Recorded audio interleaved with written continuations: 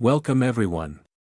Today, we'll explore mechanical properties of materials and how they influence inspection and design. Understanding material strength and behavior is essential for ensuring safety and reliability in engineering applications. Torsion and bending are fundamental loading conditions in mechanical design. Quick formulas allow engineers to estimate stresses and deflections efficiently. For bending, the normal stress is calculated using sigma equals my over I, where m is the bending moment, y is the distance from the neutral axis, and I is the moment of inertia. Deflection under bending can be approximated by delta equals PL cubed over 3EI, for a simply supported beam with a central load, where P is the load, L is the span, E is the modulus of elasticity, and I is the section property. For torsion, shear stress is given by tau equals Tr over J, where T is torque, R is the radius, and J is the polar moment of inertia. Angular twist is theta equals TL over Jg, with G being the shear modulus. These formulas are essential for preliminary design and quick checks during inspections. They help identify whether components are overstressed or deflecting beyond acceptable limits. Cross-sectional properties like I for bending and J for torsion must be accurately determined for different shapes. Rectangular sections, I equals bh cubed over 12, while circular shafts, J equals pi r to the fourth over 2. Combining these principles with superposition allows engineers to handle complex loading scenarios. Understanding these basics ensures that inspection engineers can interpret deformation patterns and stress indicators effectively during field assessments. Mechanical properties of materials vary significantly with temperature and strain rate. At elevated temperatures, yield strength and modulus of elasticity decrease, making materials softer and more ductile. Conversely, at lower temperatures, materials tend to become brittle, increasing the risk of sudden fracture. Strain rate also influences material behavior. Higher strain rates generally increase flow stress due to rate hardening, while slower rates allow more plastic deformation. These effects are critical in design and inspection because components exposed to thermal cycles or dynamic loading may exhibit unexpected failures. For example, turbine blades or pressure vessels operating at high temperatures require derating of allowable stresses and consideration of creep and relaxation phenomena. Inspection cues include thermal discoloration, oxidation, and distortion, which indicate exposure to high temperatures. Engineers must apply temperature-dependent property data and incorporate safety margins for thermal effects. Similarly, strain rate sensitivity matters in crash scenarios or high-speed machinery, where rapid loading can alter material response. Understanding these dependencies ensures accurate life predictions and prevents catastrophic failures in service. Next, we'll look at microstructure, heat treatment, and failure modes, key aspects that inspectors must understand to identify potential issues. Microstructure governs mechanical properties, and heat treatment is the primary method to control it. Processes like quenching and tempering alter phase composition, hardness, and toughness. Quenching produces martensite, which is hard but brittle, while tempering reduces brittleness and improves toughness. Time-temperature transformation or TTT diagrams guide these processes by showing phase changes at different temperatures and times. For steels, perlite and bainite form at intermediate cooling rates, while martensite forms during rapid quenching. Improper heat treatment can lead to undesirable microstructures, reducing component performance. Welded structures often exhibit heat-affected zones or HAZ with altered properties, requiring careful inspection. Techniques like hardness mapping and metallographic analysis verify heat treatment quality. Visual cues include discoloration, decarburization, or uneven hardness, which signal process deviations. Understanding microstructure and heat treatment effects is essential for both design and inspection, ensuring components meet strength and durability requirements under service conditions.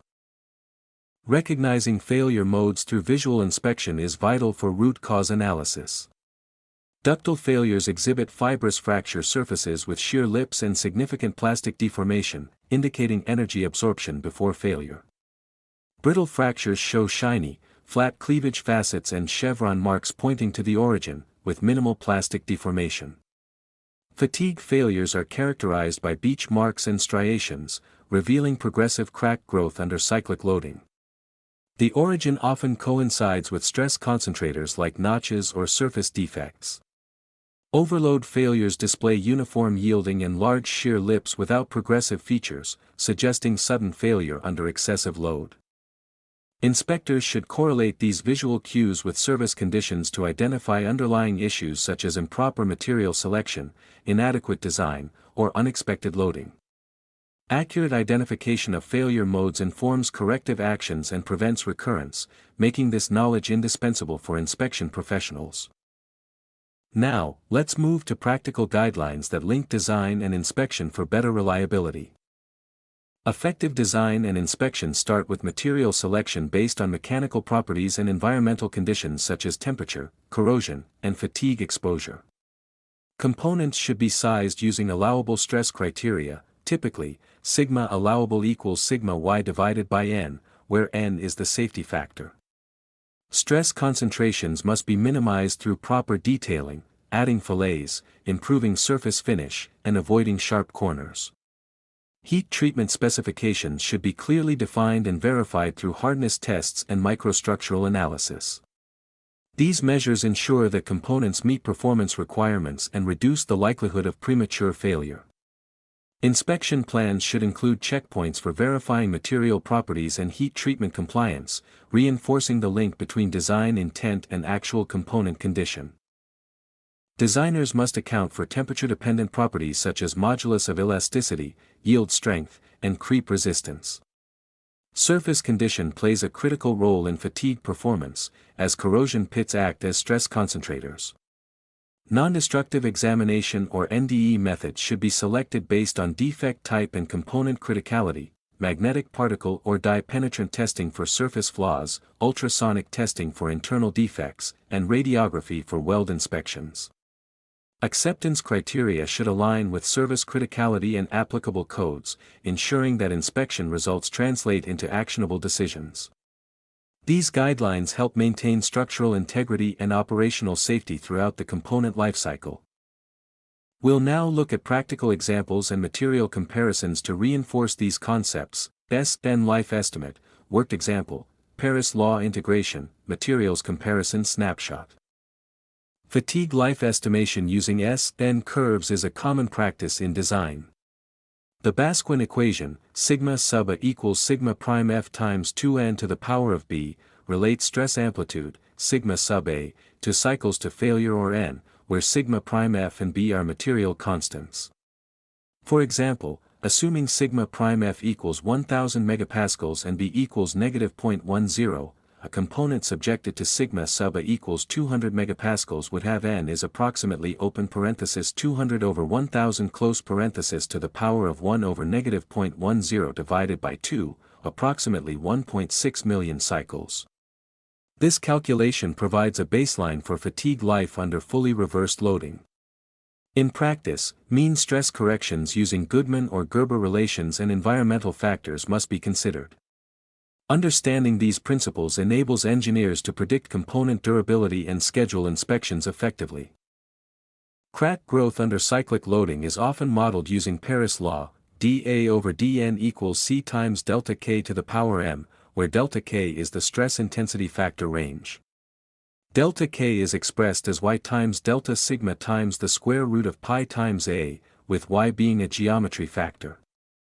For illustrative purposes, assume C equals 1 times 10 to the minus 12, m equals 3, delta sigma equals 120 megapascals, and the initial crack size a sub I equals 0.5 mm growing to a sub C equals 5 mm. Numerical integration estimates the number of cycles to reach critical size as approximately 10 to the 5 to 10 to the 6 cycles. Real-world applications require consideration of threshold delta K and fracture toughness K_IC to bound early and late crack growth.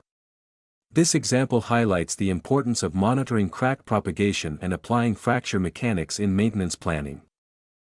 Material selection involves trade-offs among strength, stiffness, and weight. For instance, mild steel offers moderate strength and high stiffness but is heavy, with a density of 7.85 grams per cubic centimeter. Aluminum 6061 T6 provides lower strength but excellent weight savings at 2.70 grams per cubic centimeter, making it suitable for lightweight structures. Titanium alloy T6L4V combines high strength and corrosion resistance with intermediate density, 4.43 grams per cubic centimeter, ideal for aerospace applications.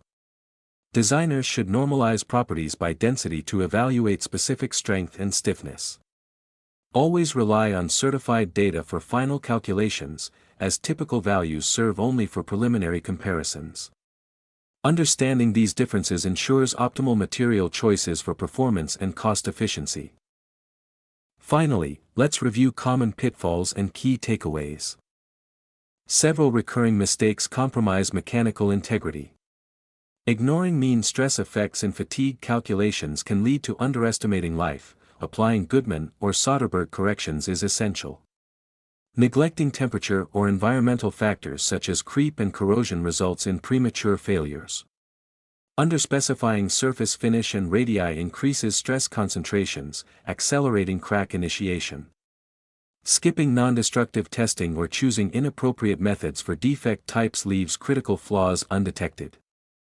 Finally, assuming laboratory data equals in-service performance without applying knockdown factors can mislead design decisions. Awareness of these pitfalls and implementing preventive measures during design and inspection phases significantly enhances reliability and safety. Mechanical properties and inspection practices are deeply interconnected. Designers must link microstructure and environmental conditions to performance, using quick formulas for stress and deflection checks. Fatigue and crack growth demand meticulous attention to detail, as small flaws can propagate under cyclic loading. Selecting appropriate inspection methods based on failure modes ensures timely detection and mitigation. Ultimately, integrating design guidelines, material behavior knowledge, and inspection strategies creates a robust framework for asset integrity. These principles should guide everyday engineering decisions. Questions and real-world examples from participants are encouraged to reinforce understanding and practical application.